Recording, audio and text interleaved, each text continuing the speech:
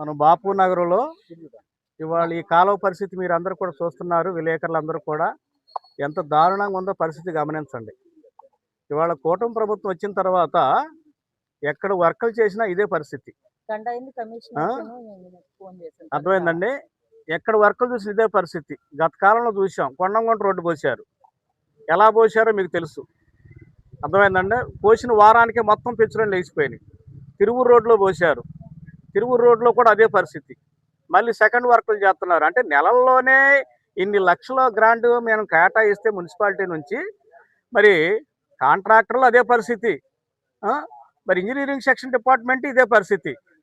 వాళ్ళకి డబ్బు మీద కమిషన్ల మీద ఉన్నటువంటి ఇంట్రెస్ట్ వర్కుల మీద లేదు. ఇవన్నీ చూస్తే మనం ప్రత్యక్షంగా చూస్తున్నాం. ఇవాళ ఇంత భయంకరమైన ఇంత దరిద్రమైన క్వాలిటీ అనేది మనం ఇక్కడే చూస్తున్నాం. లోకల్ కాంట్రాక్టర్లు ఎవరు కనపడరు. ఎక్కడో పొరుగురు నుంచి వస్తారు. వాళ్ళకి బాధ్యత ఉండదు. పోసుకోవటం, డబ్బులు జేబులు నింపుకోవటం, బిల్లులు చేయించుకోవటం, వెళ్ళిపోవటమే వాళ్ళ బాధ్యత. అంతే తప్ప ఇక్కడ ఉండి చేసేది పుట్టిది పెరిగింది అనేది ఇక్కడ ఎవరు కూడా బాధ్యత లేదు. ఎంత దారుణం అండి. ఇవాళ టెక్నాలజీ ఎంత డెవలప్ అయ్యింది. ఇంత చిన్న కాలంలోనే ఆ కింద నానిందండి, పైన నానిందండి ఏ చెప్పుకొస్తున్నారు. సముద్రాల్లో బ్రిడ్జిలు కడుతున్న కాలం ఇది. అర్థమైందండి. సముద్రాల్లో, నదులలో, పెద్ద పెద్ద కాలువలలో ఇవాళ బ్రిడ్జిలు కడుతున్న టెక్నాలజీ ఉన్న కాలంలో ఈ చిన్న కాలువ కట్టడానికి వారం దడపమినిట్టు పడిపోయిందంటే ఎంత దారుణమైన పరిస్థితి మీరు ఆలోచించండి. మేము మినిస్టర్ గారిని ఒకటే కోరుకుంటున్నాం.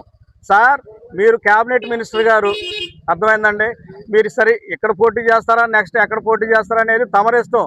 కానీ ఉన్నంతకాలమైనా సరే మీ గౌరవం కాపాడేలాగా, నీ నూజివీడు అభివృద్ధి పదవులు నడిపించేలాగా, నూజివీడు యొక్క అభివృద్ధి చెందేలాగా మీరు చూస్తారని చెప్పి మేము ఆశపడుతున్నాం సార్. కానీ ఇప్పుడు మీ స్థాయి పెద్దది మేము కాదంటలా.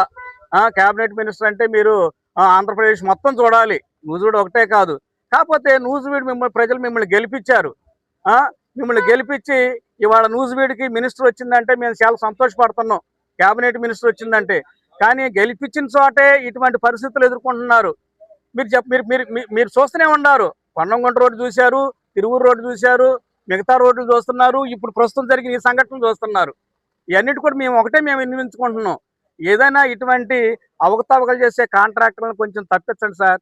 ఏదైనా న్యాయబద్ధంగా చేసేవాళ్ళని, నీతి న్యాయంగా చేసేవాళ్ళని, క్వాలిటీ చేసే కాంట్రాక్టర్లను ఎన్నుకోండి సార్. ఎన్నుకోండి. వచ్చిన వర్కులు ఇప్పుడు మీరు చిన్న నిధులు తీసుకొస్తున్నారు. తీసుకొచ్చి ఇటువంటి కాంట్రాక్టర్లకు అప్పచెప్తే దానివల్ల జరిగేది ఏం సార్? మా నూజివీడు ప్రజలు నష్టపోతాం సార్.